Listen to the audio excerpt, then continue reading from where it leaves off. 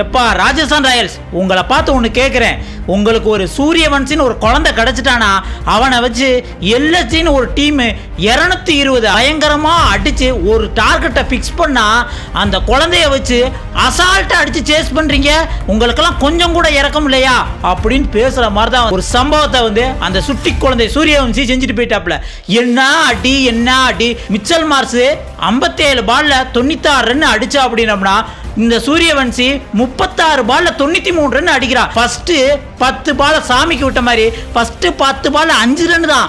அதுக்கப்புறம் 28 பால்ல 88 ரன். எவன் எல்எஸ்சியில இருந்து பவுலிங் போட்டாலும் பிரிச்சு மேஞ்சிட்டான். ஏன்னா எல்எஸ்சியில பேட்டிங் கொஞ்சம் சொதப்பலா, அப்பப்ப மேட்ச்ல சொதப்பலா இருந்தாலுமே இந்த பவுலிங் மோசின் கான், பிரின்ஸ் யாதவ், மயங்க் யாதவ் இப்படின்னு வச்சு சமாளிச்சுக்கிட்டு இருந்தாங்க. அவங்க ஓவரே இந்த பிரிச்சிங்கன்னா எப்படிப்பா விளையாடுறது? எல்எஸ்சி ஃபர்ஸ்ட் பேட்டிங் பிடிச்சு 220 டார்கெட். அதுவும் அவங்க இதில் யார் அடிச்சா?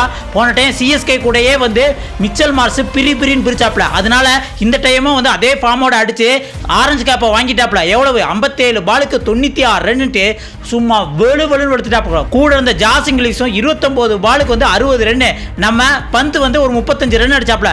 இதனால எப்படியோ 20 ஓவருக்கு 220 அடிச்சாங்க. அதுக்கப்புறம் ராஜஸ்தான் ராயல்ஸுக்கு மஸ்ட் வின் கேம் மாதிரி தான். ஏன்னா இந்த கேம்ல வின் பண்ணிட்டோம்னா பாயிண்ட் டேபிள்ல 4th பிளேஸ் போய் அடுத்து பிளே ஆஃப்க்கு குவாலிஃபை ஆகிறது இன்னும் சுலபமா ஆயிரும் அப்படிங்கிற மாதிரி ஒரு மேட்ச். அதுல எஸ்எஸ்சி ஜெய்ஸ்வாலும் சூரியவன்சி ஓப்பனிங் பேட்ஸ்மேனா இறங்கின உடனே எஸ்எஸ்சி ஜெய்ஸ்வால் ஆரம்பத்துல இருந்தே அதிரடி ஆரம்பிச்சிட்டாப்ல. ஆனா சூரியவன்சிட்ட கொஞ்சம் மாற்றம் தெரிஞ்சது. என்ன அப்படின்னா 10 பாலுக்கு 5 ரன் தான் மெதுவாக விளையாண்டாப்ல. அதுக்கப்புறம் பாலை நல்லா கணிச்சதுக்கு அப்புறம் 28 பால்ல 88 ரன். ஒரு பக்கம் எஸ்எஸ்சி ஜெய்ஸ்வால் 23 பால்ல 43 ரன் எடுத்து அவுட் ஆயிட்டு போனாலும் ஒரு பக்கம் துருச்சுரையில் 38 பாலுக்கு 53 ரன். அதுவும் நம்ம சூரியவன்சிக்கு நல்ல ஒரு பார்ட்னரா செயல்பட்டாப்ல. ஏன்னா சூரியவன்சி வர்ற பவுலரை பூரா பிரிச்சு மேஞ்சிட்டு இருந்தாங்க. 10 6 7 4 93 ரன்ல அவுட் ஆயிட்டு போயிட்டாப்ல. Just miss செஞ்சுரிக்கு. அதுவும் ஒரு ஓவர் முக்கியமா சொல்லணும் அப்படின்னா மயங்க் யாதவ் அடுத்து இந்தியன் டீமுக்கு செம ஃபாஸ்ட் பவுலர் கிடைச்சிட்டாருங்க அப்படின்ட்டு 149 150 148 அப்படி ஸ்பீடா போட்டுக்கிட்டு இருந்த பால்ல 29 ரன். ரெண்டு பேரும் துருஜுரேலும் சூரியவன்சியும் சேர்த்து 29 ரன், 4 6 1 4 1 ரன் அப்படின்ட்டு வெளுன்னு வெளுத்துட்டாங்க. இதனால ராஜஸ்தான் ராயல்ஸ் அசால்ட்டா இந்த 225 ரன் எடுத்துட்டாங்க.